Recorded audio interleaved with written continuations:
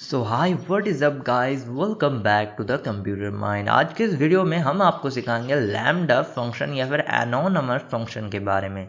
तो ये लैम्डा या फिर एनोनिमस फंक्शन होता क्या है और इसे लिखते कैसे हैं, तो आइए चलिए समझते हैं। तो यहाँ पर हम इसे जूम करते हैं। तो यहाँ पर हमने ये जूम कर लिया। अभी ये हम कल का जो कोड था ये रिकर्शन वाली ये मिटाते हैं। तो यहाँ पर समझो लैम्डा या फिर एनोनिमस फंक्शन मतलब वन लाइन ऑफ फंक्शन। पहले हम क्या कर रहे थे, डेफ, उसके बाद फंक्शन नेम, उसके बाद उसके अंदर के स्टेटमेंट, उसके बाद पैरेंथेसिस के अंदर उसके पैरामीटर्स, उसके बाद कोलन, उसके बाद उसके अंदर के स्टेटमेंट्स हम दे रहे थे और ऐसे हम फंक्शन लिख रहे थे। बट इससे एक ईजी मेथड है, बस आप वन लाइन से किसी भी फंक्शन को लिख सकते हो और उस सिंटैक्स को कहा जाता है लैम्डा या फिर एनोनिमस सिंटैक्स फंक्शन। तो कैसे लिखे लैम्डा या फिर एनोनिमस फंक्शन?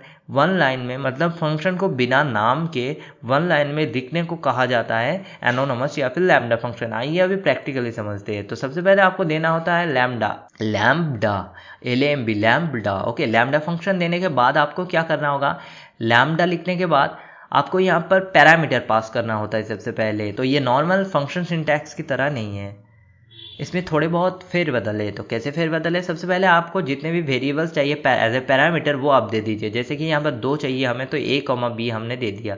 उसके बाद हम स्पेस देंगे और उसके बाद यहाँ पर हम देंगे एक कोलोन। तो यहाँ पर कोलोन देने के बाद यहाँ पर एक स्पेस देंगे और उसके बाद आपको देना होगा स्टेटमेंट। जो स्टेटमेंट्स आप फंक्शन के अंदर देते थे वैसे ही यहाँ पर भी उस अंदर के स्टेटमेंट्स को आपको लिखना होगा। जब ये फंक्शन रन होगा तब जो आप प्रिंट करवाना चाह रहे हो या फिर जो करवाना चाह रहे हो। तो यहाँ पर प्रिंट हाई देते हैं, HII हाई। तो यहाँ पर जैसे हमने प्रिंट हाई दे दिया। अभी अगर हम इसे रन करें तो नहीं होगा, क्यों? क्योंकि हमें पहले इसे किसी वेरिएबल में सेव करना होगा। मतलब ये एक लैम्डा फंक्शन बन गया। लैम्डा मतलब बिना नाम के। इसका नाम अभी क्या है, लैम्डा फंक्शन है, बट इसे एक वेरिएबल में हमें कंटेन करना होगा यूज़ करने के लिए या फिर वैल्यूज़ भेजने के लिए। तो यहाँ पर हम एक f वेरिएबल लेते हैं या फिर a वेरिएबल लेते हैं, मतलब एनोनिमस।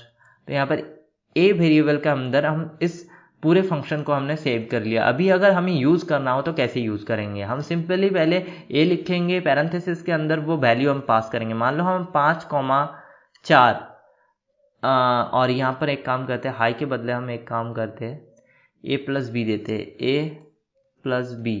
तो यहाँ पर A+B दे दिया हमने और यहाँ पर 4,5 दे दिया।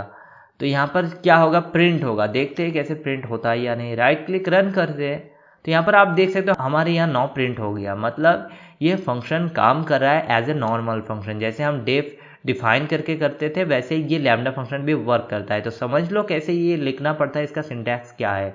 तो इसका सिंटैक्स है, पहले आपको ये किसी भी वेरिएबल के अंदर लिखना होता है एज ए वैल्यू। जैसे वैल्यू को हम किसी बॉक्स के अंदर कंटेन करते हैं वैसे। उसके बाद लैम्डा लिखना पड़ता है, लैम, LAMB, लैम। उसके बाद डा, उसके बाद स्पेस, उसके बाद उसके जितने भी वेरिएबल्स है कॉमा कॉमा देके, उसके बाद बिना स्पेस देने के बाद एक कोलन, उसके बाद बिना स्पेस देने के बाद उसके सारे स्टेटमेंट। अभी मान लो आप यहाँ पर प्रिंट के बाद आप कोई कंडीशन यूज़ करना चाहते हो उस फंक्शन में, तो कैसे करोगे? तो यहाँ पर आप कंडीशन यूज़ कर सकते हो।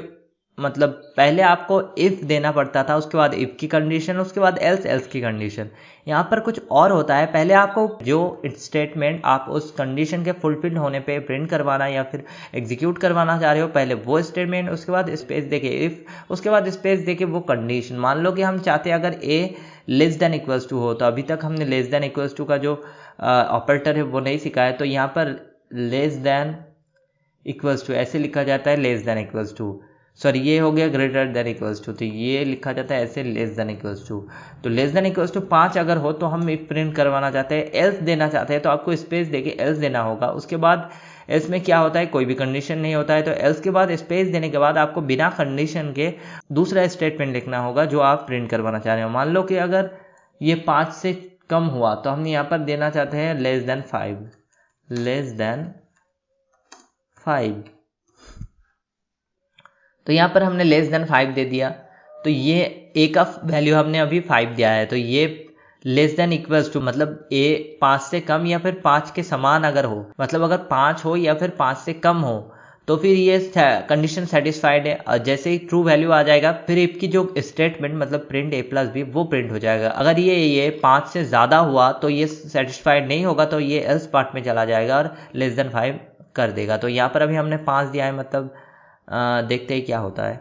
रन करते हैं तो यहाँ पर 9 हमें मिल गया। क्यों? क्योंकि ये a इक्वल्स टू है लेस देन 5, मतलब 5 या फिर 5 से कम, इक्वल्स टू है। अगर हम सिर्फ लेस देन लेते तो सिर्फ लेस देन हो जाता, जैसे कि यहाँ पर अगर हम सिर्फ लेस देन दे, अगर आप देखना चाह रहे हो तो रन करो, तो यहाँ पर आप देख सकते हो लेस देन 5 हमें प्रिंट हो गया। क्यों? क्योंकि ये लेस देन 5 हमने कंडीशन दिया था और ये अभी 5 है, मतलब लेस देन नहीं है, कम नहीं है, 5 है, तो इसीलिए ये एल्स पार्ट में आ गया और एल्स की जो भी स्टेटमेंट है उसने वो प्रिंट कर दिया। अगर ये हम इक्वल्स टू दे तो हमने देखा प्रिंट हुआ, बट अगर हम ये यहाँ पर अगर 5 की जगह अगर हम 6 दे दे, उसके बाद राइट क्लिक करें, रन करें, तो भी आप देख सकते हो लेस देन 5 में प्रिंट हो गया। क्यों? क्योंकि 6 5 से ज़्यादा है और लेस देन इक्वल्स टू यहाँ पर कंडीशन है। So this is how you use lambda function and with the condition. So this is how you write anonymous or lambda function. So I hope you understand how to write a lambda or anonymous function. So this is it. We meet in the next video. Have a nice day. Bye bye.